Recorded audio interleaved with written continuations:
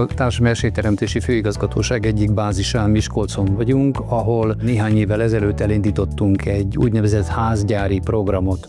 Ennek a lényege, hogy azok a hátrányos helyzetűek, akik rossz körülmények között élnek, azok számára adjunk egyfajta lehetőséget a lakhatási körülményeik változtatására.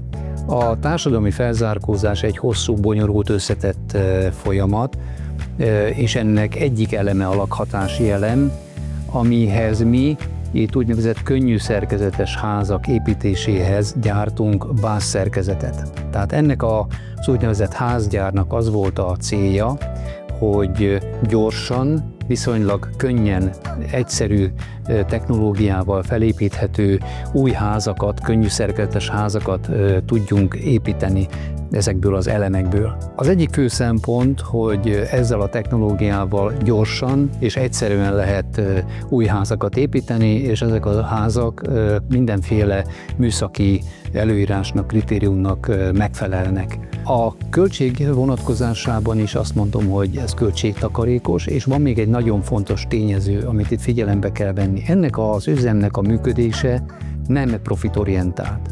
Ez azt jelenti, hogy két legyet ütünk egy csapásra. Azok a hátrányos helyzetűek, akik itt az üzemben dolgoznak, és reményeink szerint majd a területen, a házak építésében is részt vesznek, azok egyben foglalkoztatásra is kerülnek, tehát munkahelyet kapnak, megélhetési lehetőségük bővül, és egyúttal a lakhatási körülményeiken is tudunk javítani.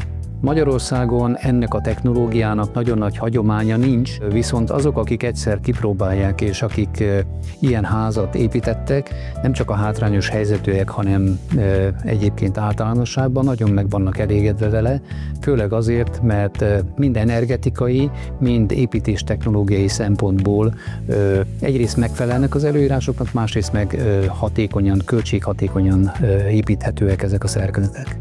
Amire eredetileg létrehoztuk ezt a gyárat, hogy a hátrányos helyzetű programokban vegyünk részt, és a hátrányos helyzetűeknek építsünk házakat, ez túlnőtte magát mára. Ezért most úgy döntöttünk, hogy megpróbálkozunk azzal, hogy a piacon is megjelenünk ezekkel a termékekkel, és várjuk azoknak a vállalkozóknak, megrendelőknek, építtetőknek a jelentkezését, akiknek sokkal részletesebben el tudjuk mondani a technológiát, és azt, hogy igazából miért jó ez.